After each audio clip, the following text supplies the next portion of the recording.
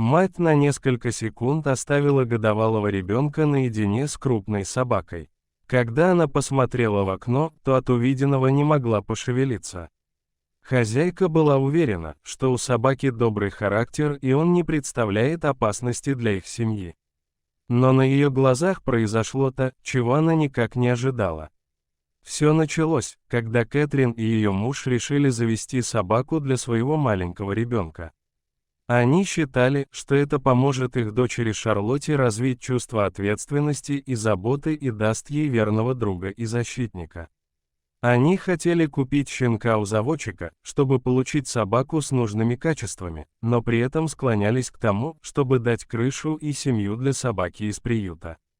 Судьба привела их к спасенному псу, который изначально был приобретен у заводчика, был обучен и спокойно воспринимал людей.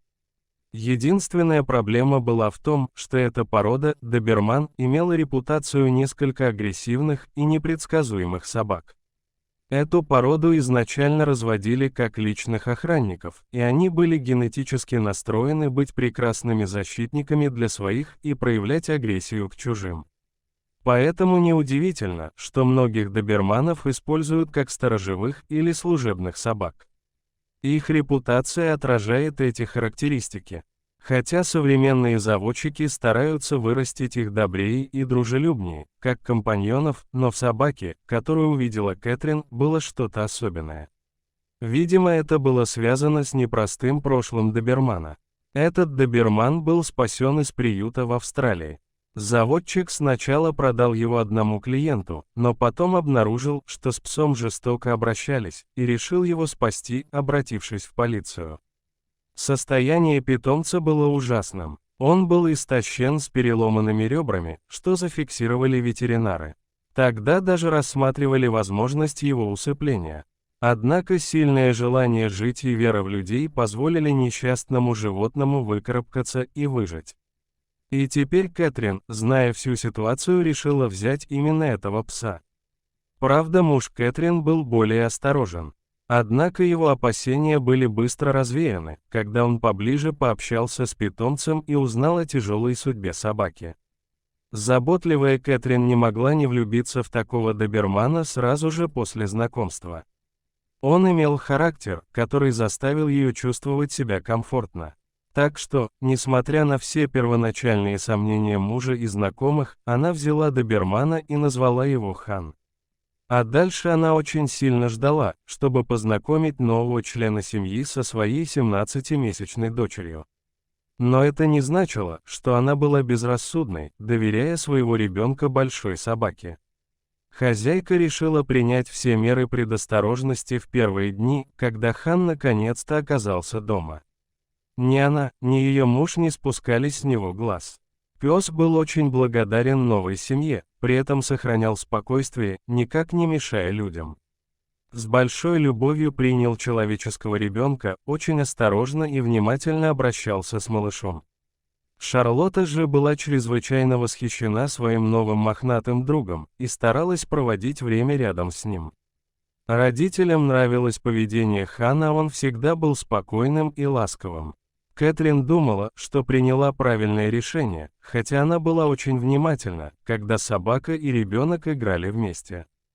Прошло несколько недель. Однажды Кэтрин оставила Хана играть с дочерью во дворе буквально на несколько секунд наедине, пока она мыла посуду на кухне. Как будто чувствуя что-то не так, она посмотрела в окно и увидела сцену, которую никогда не забудет. Но прежде чем она успела что-то сделать, все произошло и было уже поздно. Хан мягко толкал Шарлотту своей мордочкой, чего Кэтрин никогда не видела в его поведении раньше. Он отталкивал ребенка ближе к двору, как будто пытался заставить ее реагировать и послушаться. Шарлотта продолжала упорно двигаться к траве и кустам. В следующее мгновение Хан взвизгнул, резко ухватил малышку за подгузник зубами. Кэтрин видела это в окно и закричала «Хан!». Время для нее как будто остановилось, наблюдая с ужасом за происходящим, она не могла пошевелиться. Женщина неоднократно слышала о собаках, нападавших на детей, и, может быть, именно это и случилось с Ханом, учитывая его травматическое прошлое. Она не могла отделаться от чувства вины, что это ее вина, ей не следовало подпускать таких опасных собак к своему ребенку. В следующую долю секунды Хан сделал нечто, что почти заставило сердце матери остановиться.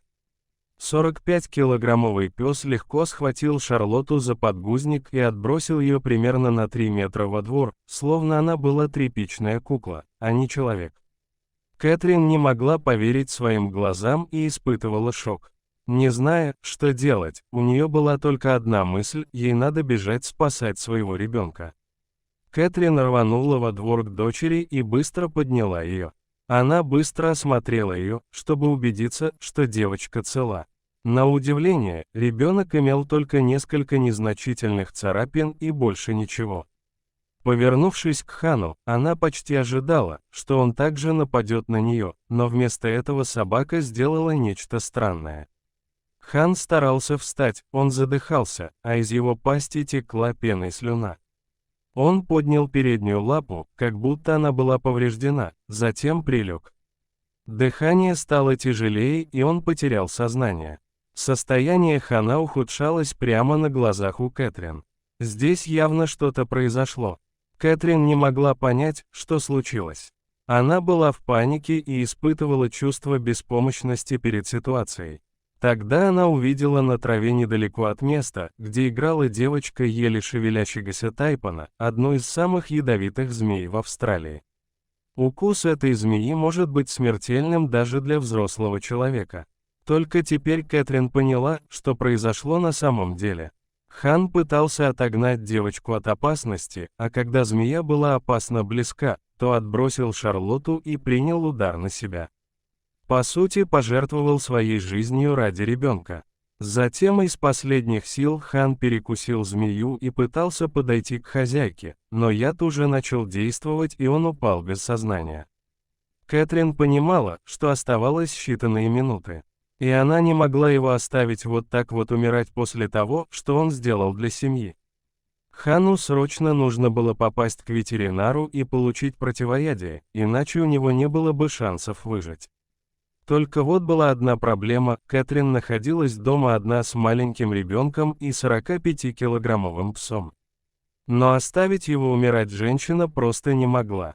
Сначала Кэтрин усадила ребенка в детское автокресло, затем, собрав все свои силы, она подняла раненую собаку и каким-то образом уложила ее в багажник автомобиля.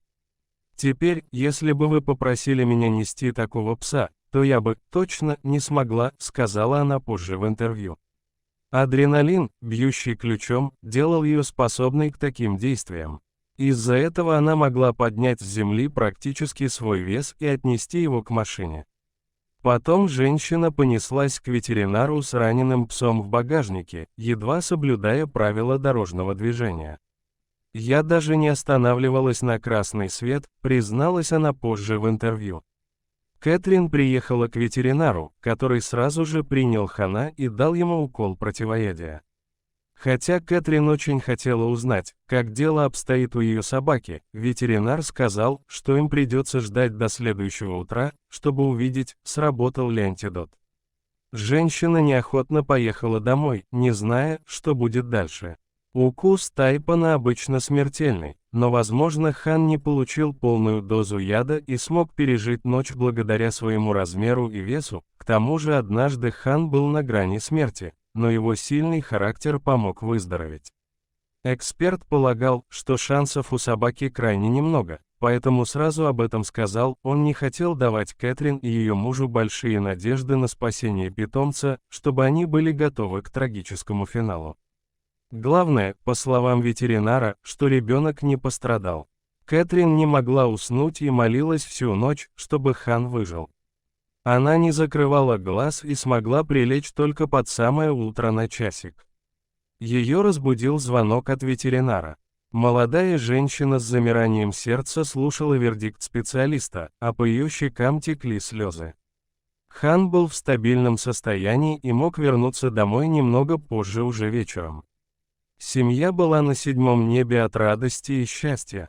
Ведь Хан не просто пес, это самый родной член семьи, который отныне будет получать все самое лучшее наряду с Шарлоттой.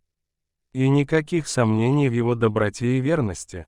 Дорогие друзья, если вам понравилось видео, обязательно пишите комментарии и подписывайтесь на наш канал. До свидания.